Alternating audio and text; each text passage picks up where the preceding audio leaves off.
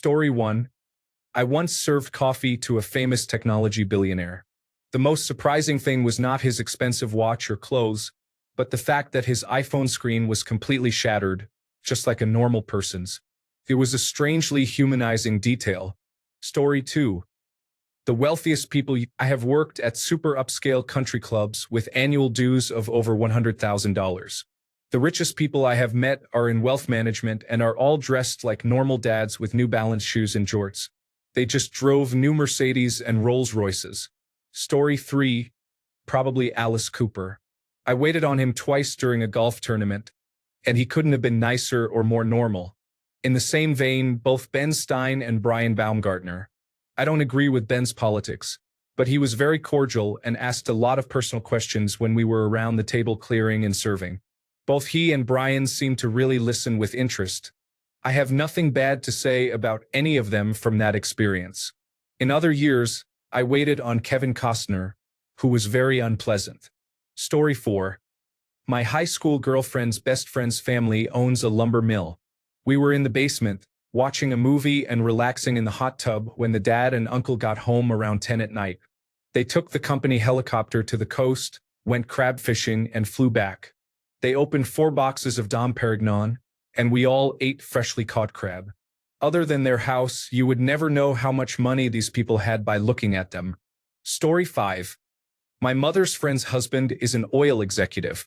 He owns a large 3-story house and has a section exclusively for his live-in housekeeper. Story 6. The richest person that I have known personally, and not a random wealthy individual I have encountered, was my old boss. He owned a successful information technology company and earned several $1,000,000 a year. He fired me for asking for a cost of living wage increase after not increasing our pay for 7 years. He was a poor example of a manager. Forget you, Joe. Story 7. My great-uncle came to Canada from Ireland during the 1930s with not a penny to his name. I was told he was a thief back then. He spent a decade in university earning a master's degree in business, then moved to New York and invented prefabricated windows. He became co-owner of the Dallas Mavericks through his own business. He had a private plane and all that. He lived in Texas until his late 90s. Now he is very thin. Story 8. If you mean met as introduced yourself and shook hands, then Stephen King. If met means had a substantial conversation with, then I bought a house from a real estate developer who was absolutely wealthy.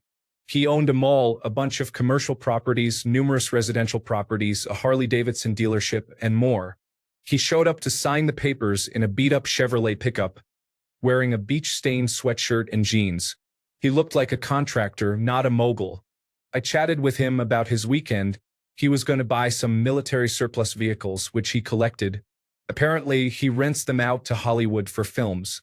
You can see them in Black Hawk Down, according to him, though I do not know for a fact. Story 9.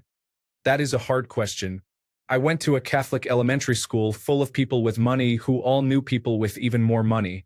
Story 10. I worked at one of the largest pharmaceutical companies and would run into the chief executive officer sometimes.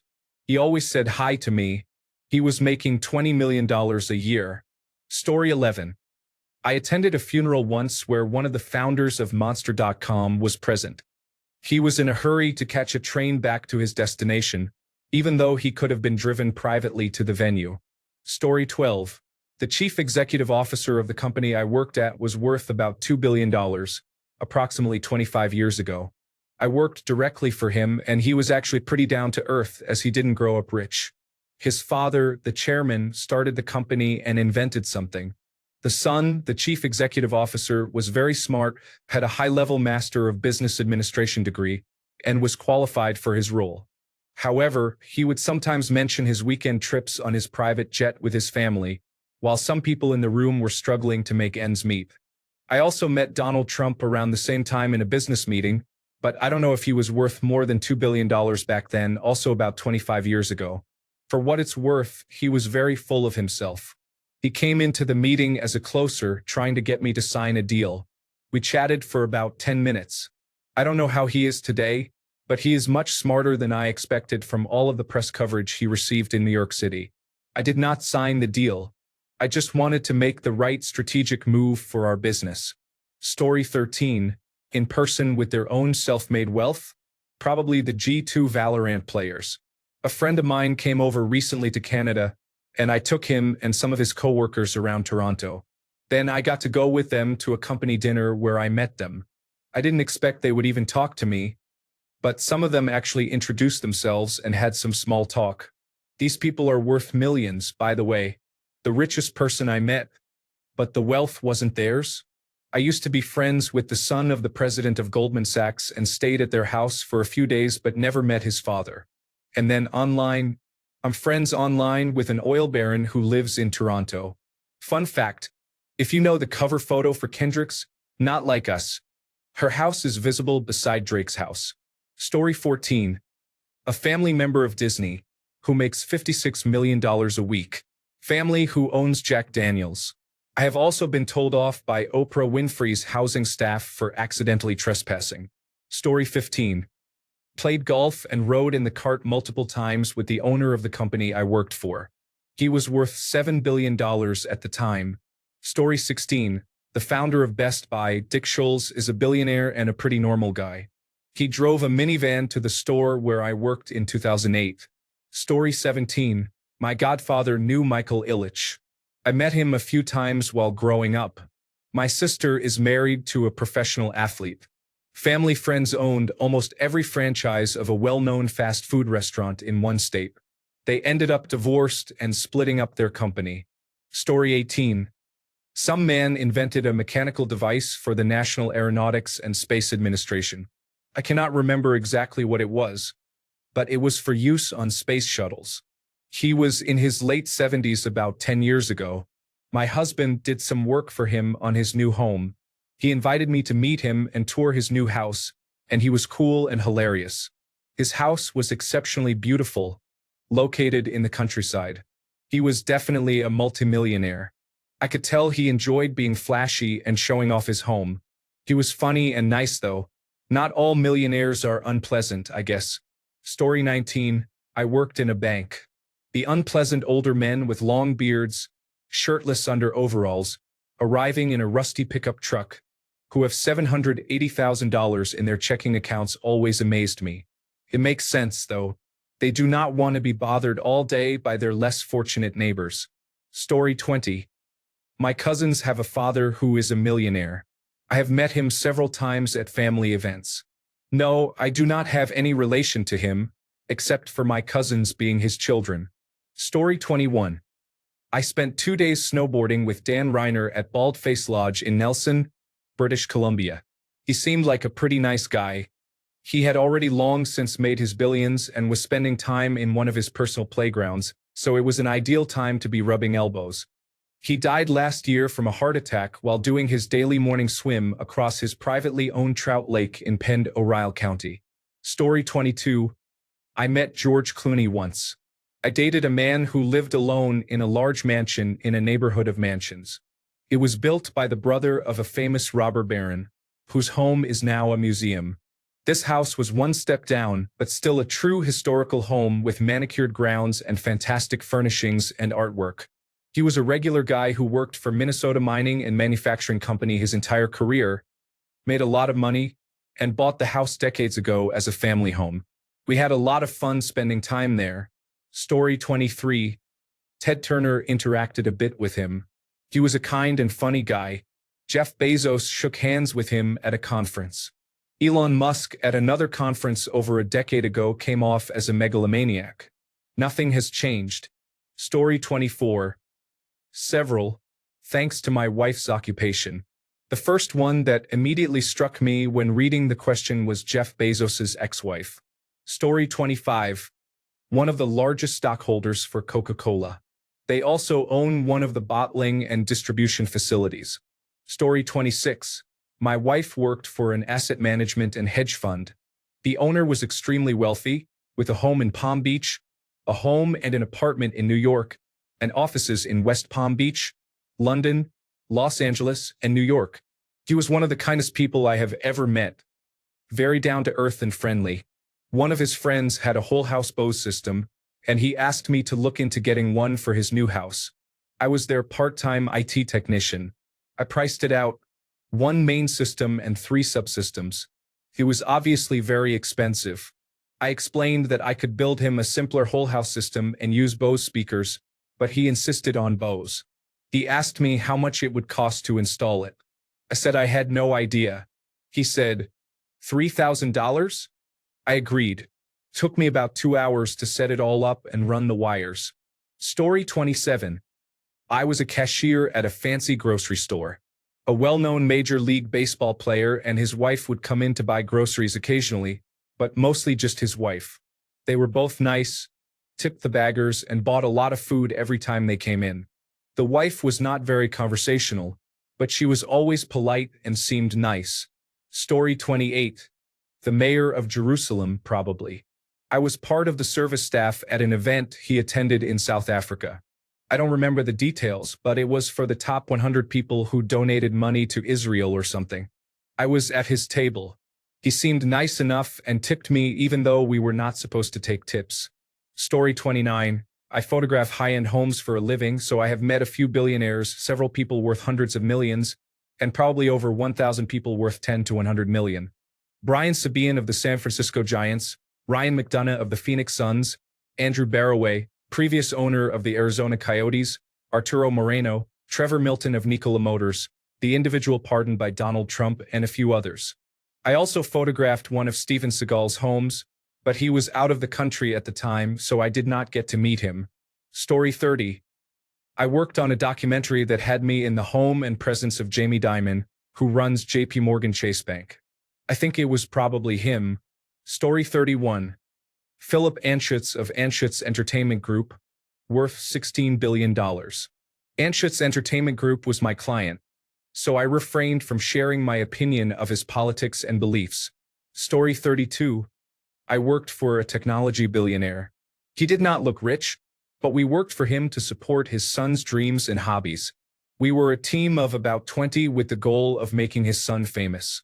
His son was very nice and treated us well, but still odd. I did not last long. It was too insane to feel sane inside. Story 33.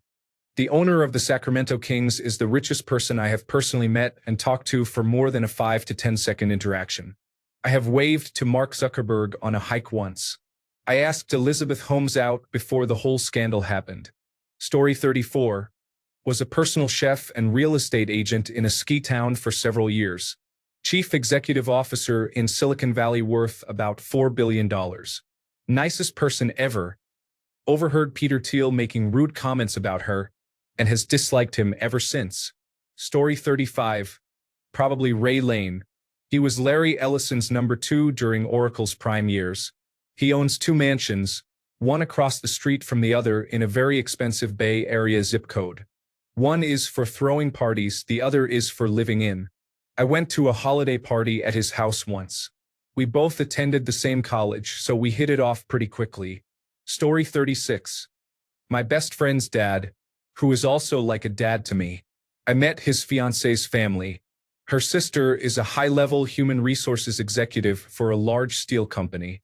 They are multimillionaires and very kind and generous people. They just don't understand what it means to be poor. Also, they are raging alcoholics. Needless to say, it was not fun for me. Story 37.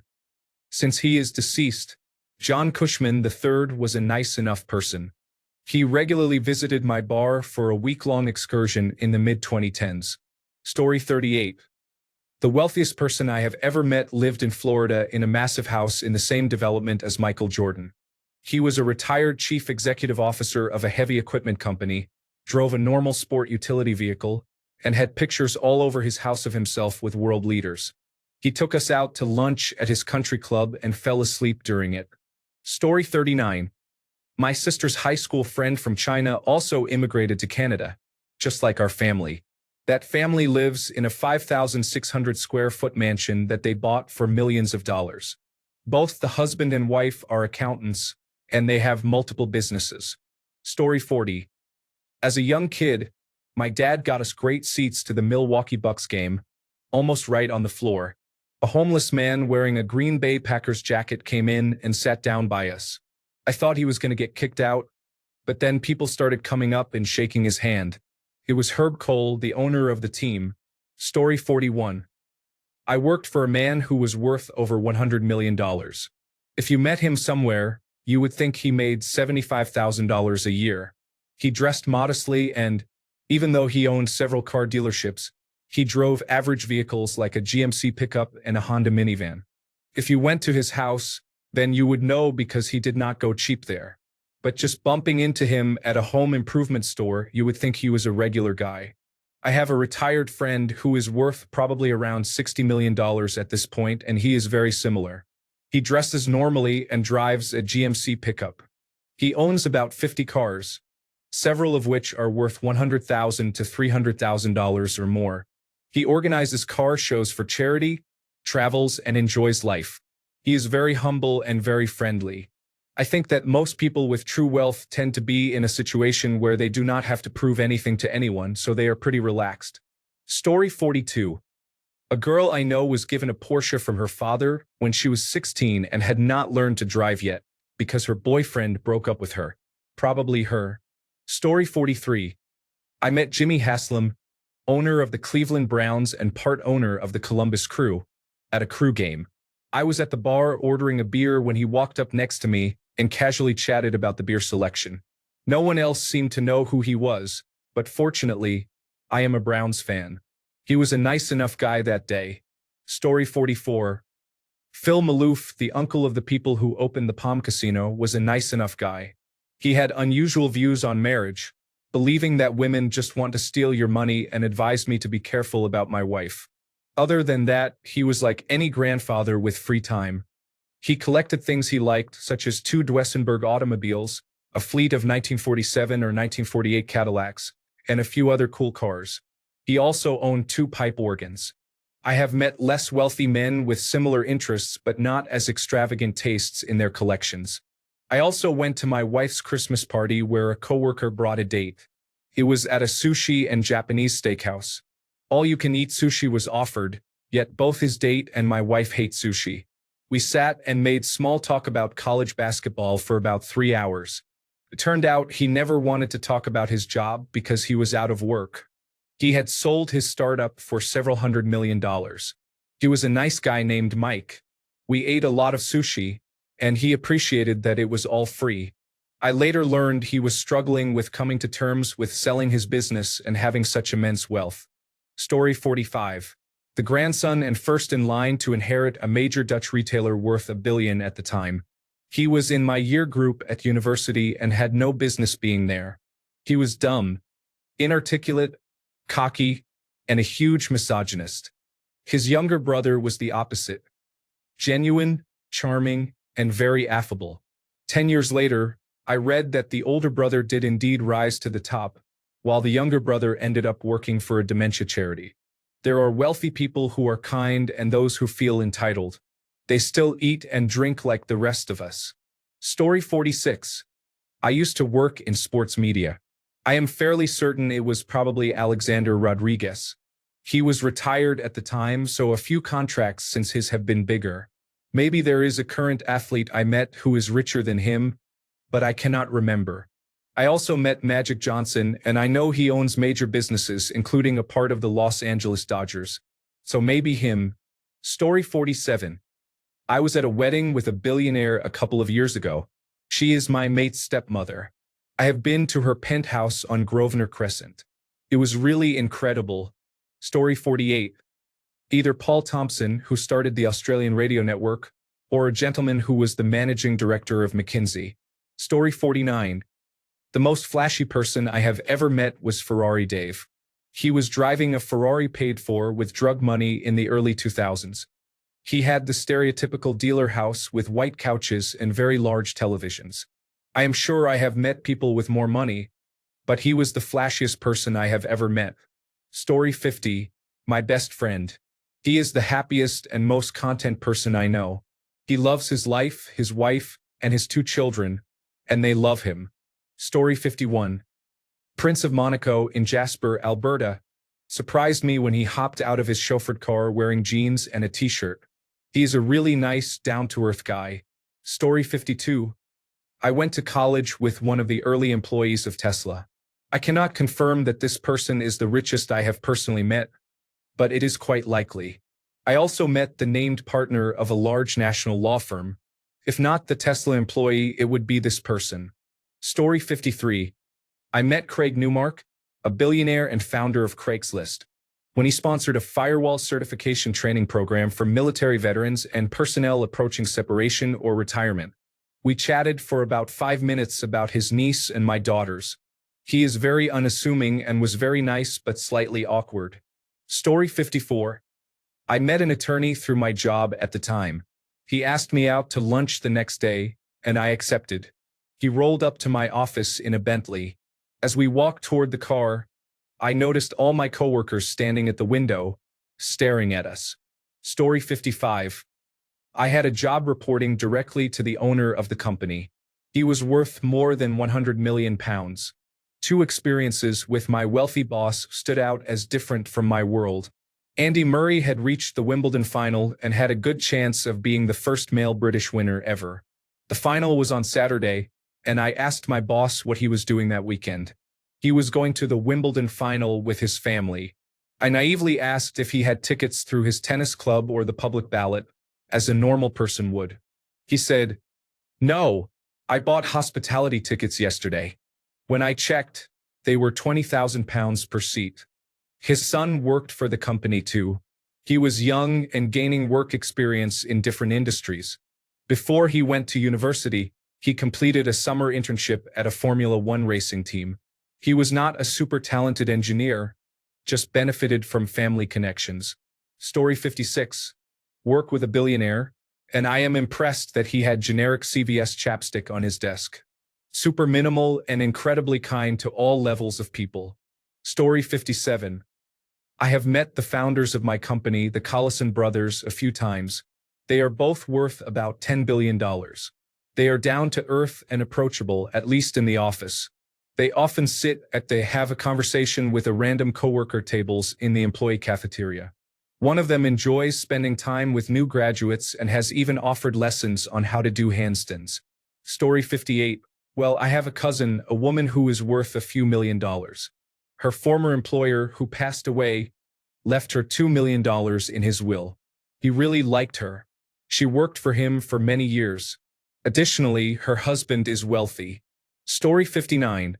As the great Bob Marley said, "My richness is life, forever." I know a whole lot of people gladly. Story 60. Met. My manager in Alberta owns a liquor store, an ice cream shop in Jasper, Alberta, and a convenience store. He has a big house in Calgary. His 2 sons are software engineers. Saw Lady Gaga at the Chromatica Ball in Toronto. Taylor Swift at the Toronto International Film Festival. I waved to the Wachowskis, the directors of The Matrix, during Vancouver Pride 2017. Story 61. I do not know about Met, but I have stood just a few feet away from a billionaire and a multimillionaire. One was Kirk Kerkorian, past owner of MGM Grand Resorts and MGM Studio Film Library. The other was actor Tom Cruise at Los Angeles International Airport. Story 62. My best friend is married to his high school sweetheart. They have 2 wonderful children, a dog and a cat. They do well financially, but to me, what they have is true wealth. A loving, happy family, 2 great children, and a house filled with love. I would take that over money any day. Story 63. I met Carlos Slim when he was at the top. My department kept joking about shaking his hand for a Midas touch. Story 64. I used to play Overwatch with a kid from Surrey, which is a very posh area in the United Kingdom. He was completely shocked that my house did not have 3 stories. Story 65. I urinated next to a billionaire. His urinal was next to mine. They have to go too. Does that count as meeting? Story 66. Lady Bird Johnson was essentially a media mogul. Of course, it did not hurt being married to someone who could pull strings for her. However, she was very savvy in her own right and was worth a lot at the end of it all. Story 67. That I know of 2 billionaires.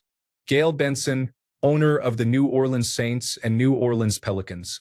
and a person who had their company acquired to reach billionaire status. Story 68. Bill Morneau, the former Minister of Finance of Canada, was the chief executive officer of Morneau Sabico in the mid-2000s and was my supervisor. Story 69. Venezuelan criminal who stole $300 million. News articles report that the Federal Bureau of Investigation does not take action. He launders his money through a construction company owned by his friend and lives in my condominium. Story 70.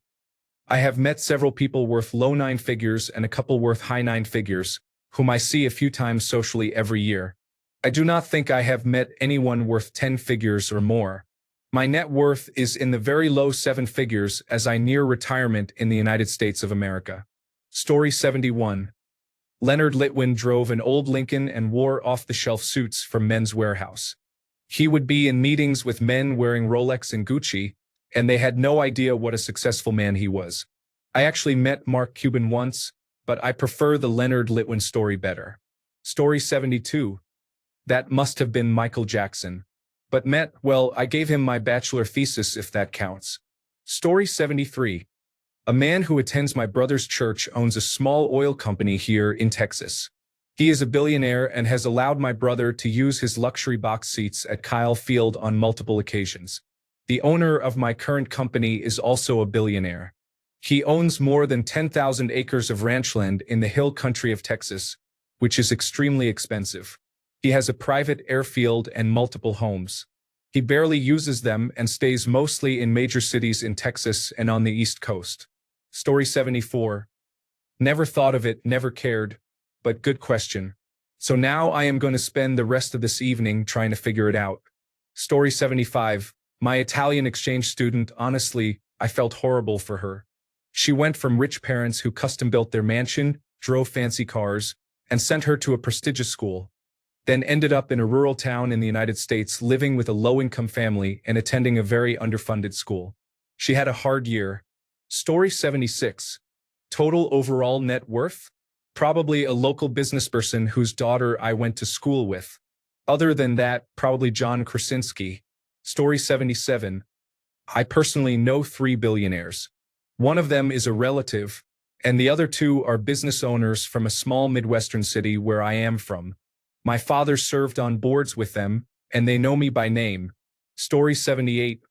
Musk, Bezos, Zuckerberg. But the most fun are entrepreneurs who have sold companies or have companies, but you have just never heard of them. Story 79. My ex-wife's aunt and uncle were friends with Michael Markula of Apple before Apple became huge. I met him briefly on his large property in Woodside, California. He once asked if my aunt and uncle would like to go shopping in Paris, then flew them there in his jet for a weekend. Story 80. As far as I know, he was the owner of a former company I worked for. His net worth is probably around $200 million. I used to work out with him. He seemed nice enough on the surface, but he never let me into his personal space. I imagine he let very few people actually know him, so I don't know what he was like.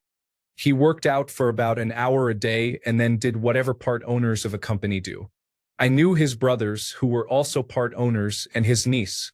I never really knew any of them beyond the surface, though.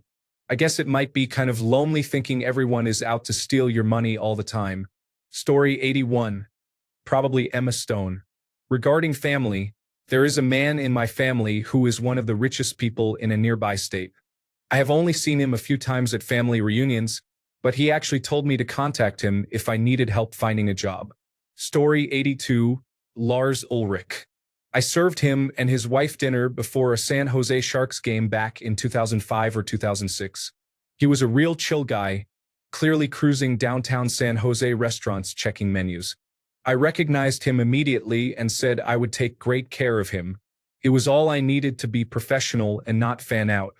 It is also memorable for me because it is the only wine service I ever had with a rotten cork. He was an 11 out of 10 on the not a dick scale. Story 83. In terms of someone I have had extended interaction with, probably Belle Delphine. In general, the owner of my old company where I worked was a billionaire, but I never had a conversation with him, just kind of met him. Story 84. Related to my uncle, my dad's brother, who is probably worth 300 to 400 million US dollars. My dad is also likely wealthy after my uncle. Friends. A young royal I met at university. Random. A man who was the great-great-grandson or something of the family that made the cream egg. A nice guy. Story 85.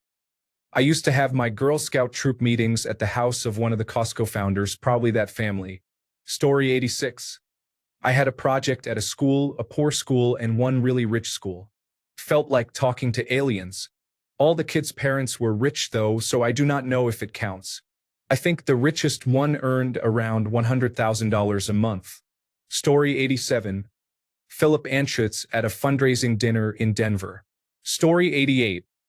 I used to do information technology support for a small business that had an office in the same building as the owner of its parent company. The parent company's main business was providing physical security across multiple countries, ranging from security guards in retail stores to mercenaries in South Africa. The owner was an older man with an outdated personal computer that he used almost exclusively for online banking and required near-constant technical support. He would leave you alone with his computer, logged into his bank account, which was largely funded by his ownership of a small private army. I left it very much alone. Story 89.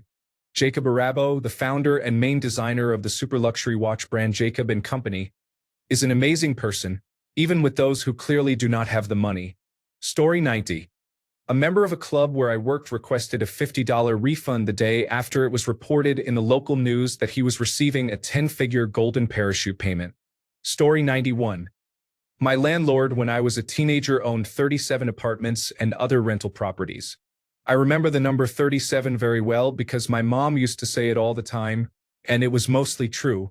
This was in a Tier 2 city in India. He used to ride a bicycle to and from work.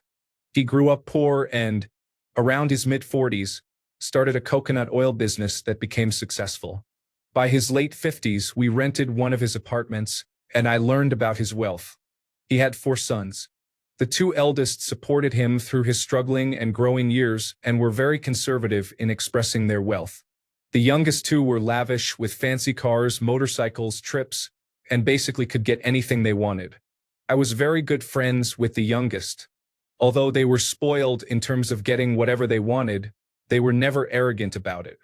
Sadly, my friend passed away in a road accident. Within a couple of years, his parents also passed away.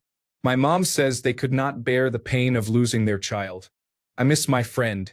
Story 92. The Dolans own the Cleveland Guardians. Kobe Altman and recent Cleveland Clinic CEOs, former presidents Donald Trump and Mike Pence, various athletes and coaches, and major hotel owners are involved. Thanks a bunch for sticking around till the end of the video. Remember to subscribe, and until next time, stay awesome and goodbye.